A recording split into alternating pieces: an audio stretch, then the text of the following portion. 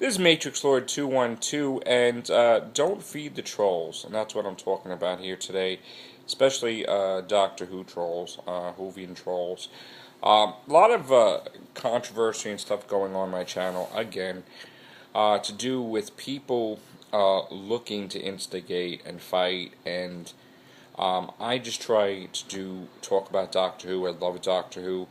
I try to do my Real Whovians cast. I try to do my friends' Doctor Who podcasts.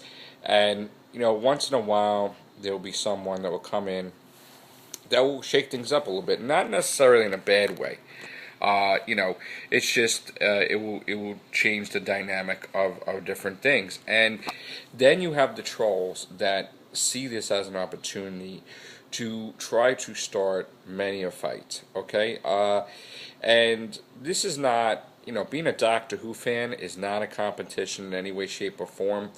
I just want to have fun talking about Doctor Who. Okay, this is not a contest. This is not a job. If this was a job to me, okay, that I had to post on every single Doctor Who site that I work on with my friends on Facebook, that I had to talk about Doctor Who against my will, then I wouldn't do it. Okay, this is a luxury for me. I'm very happy talking about Doctor Who, whether I'm coming home from work like a zombie tired, or waking up early in the morning, or right now refreshed, where I'm just able to talk about my love for the show. And, there is no, I do the Real Whovians cast, and I that's my show, and I host it, and I bring different people on. And the one thing I don't like is anybody coming aboard that I see would disrespect me or the fellow cast members. Now, everything has been resolved, the past two casts. But trolls will see this as an opportunity, of course. They can't dislike my channel, so they look to piss off, people and different things, and try to piss off me. And bottom line is, at the end of the day, it's really not worth it. I will always talk about Doctor Who. I will always make videos. I will always do podcasts. I don't need for anyone to tell me that someone is better and more knowledgeable about Doctor Who than I am. It's not a competition, guys, okay? It's not, it's definitely not a competition. I don't see it as a competition. I see about having fun talking about Doctor Who, and that's it. I respect all Whovians, whether they be 15 or 105. I know what I know, and they know what they know. And, I was watching Doctor Who when I was like 5 years old. I'm 39 now. Am I able to watch Doctor Who as often as I used to watch it? No, because I am an adult. I am a parent. I am an author.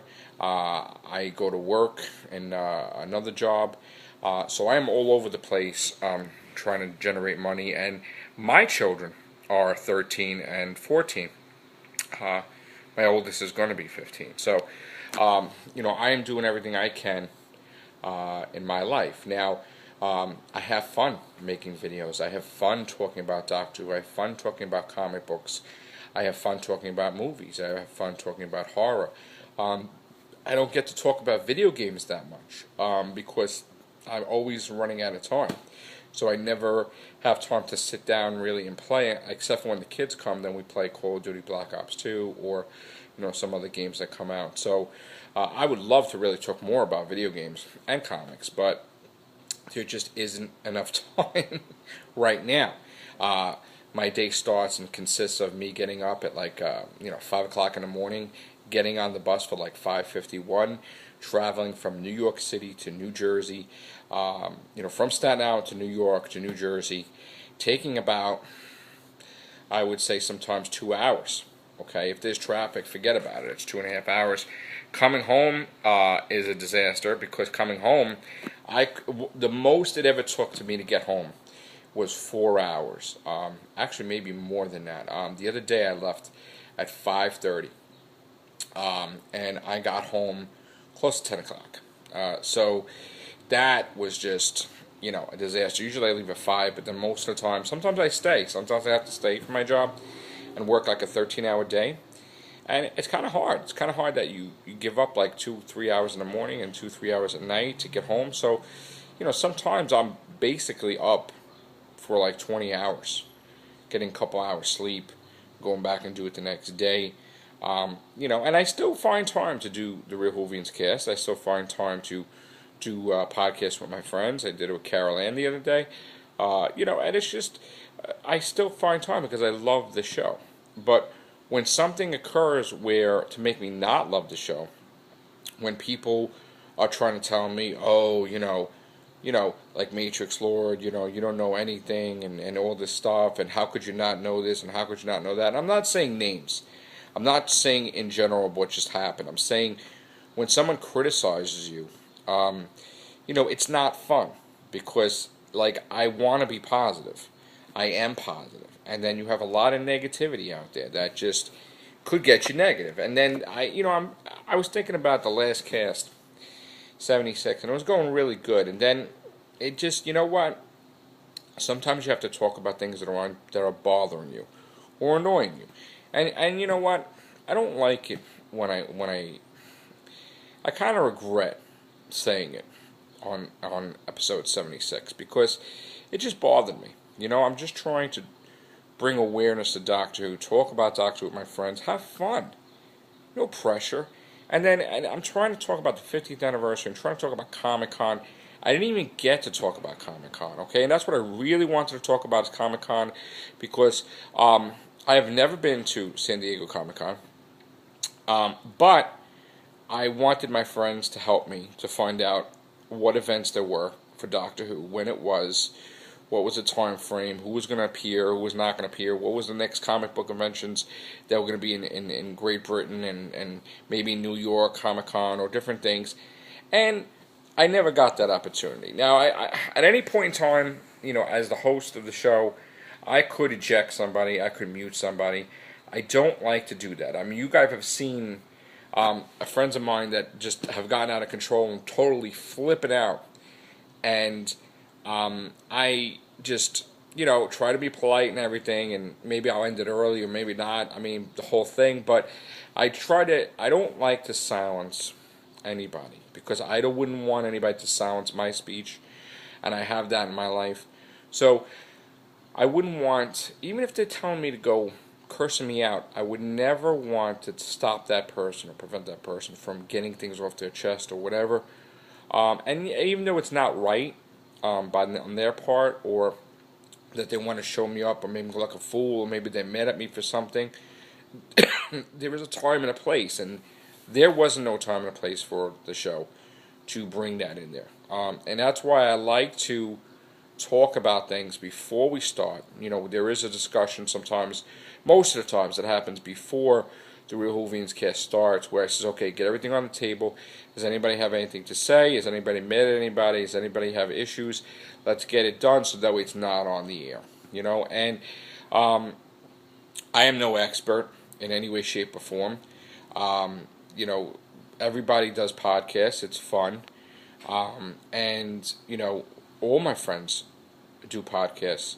We have the Omega Files. Dr. Freedom has an awesome show. You have the Old Doctor and the Hoovians broadcast. You have Michael Shannon has his Doctor Who Sanctuary, as well as many other wonderful podcasts. Graham has his wrestling podcast. You have Sammy Carter has Who Harmony. You have Hayden, which is Modern Age Nerd, has his show. I mean, even the Ronnie, Rachel has her own show, and Romana, and everybody has their own show, and it's awesome that we could all come together for our love for Doctor Who and talk about it. So I just want peace, man. I want peace. I want peace in Doctor Who. Nobody wants Doctor Who to be off the air. Everybody wants to watch it. And I was thinking about it. I was going to the internet today, and I was writing a new book. Yeah, no exaggeration there, because I'm always writing a new book. But I was thinking about it. Now, my friends have told me and showed me the videos of, there was a thing that John Pertwee had filmed before he died. There was an in-between regeneration where the Time Lords made the second Doctor regenerate into the third, and it wasn't really complete.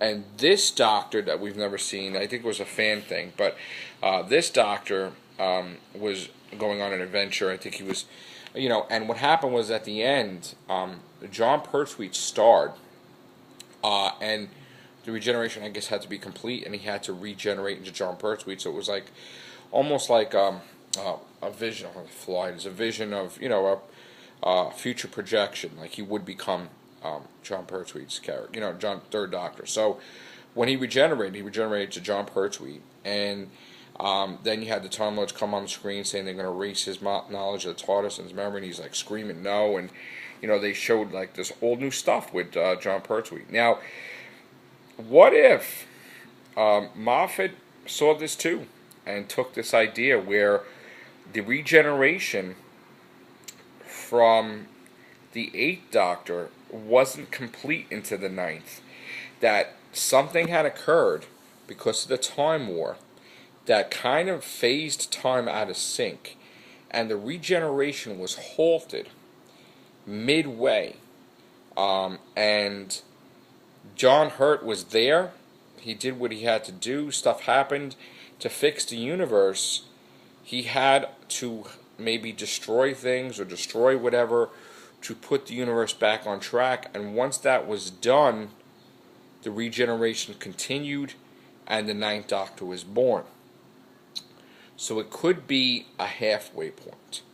Not that there's in between Doctors, that there was, a stage in the regeneration where it's not fully complete. If you ever remember The Incredible Hulk, there was an episode where Bill Bixby, you know how like he had changed into the Hulk and his eyes would glow and he would become that thing before the Hulk.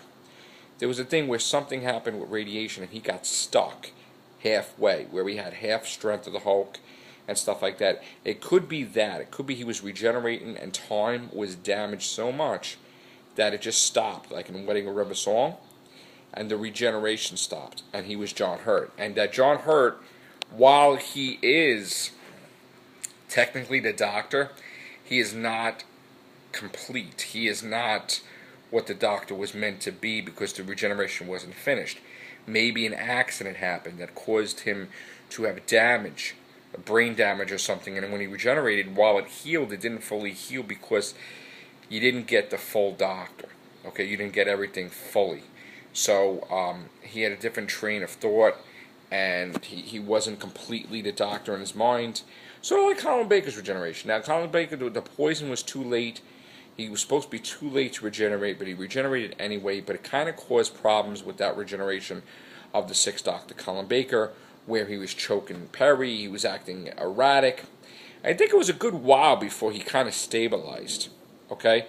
And that could be it. It could be that the Eighth Doctor was regenerating, time had stopped, and he basically was John Hurt. He battled this foe that was destroying time or freezing time, and then boom, he regenerates into the Ninth Doctor. So, alright, I got my little theories out there, as well as talking about hatred in Doctor Who.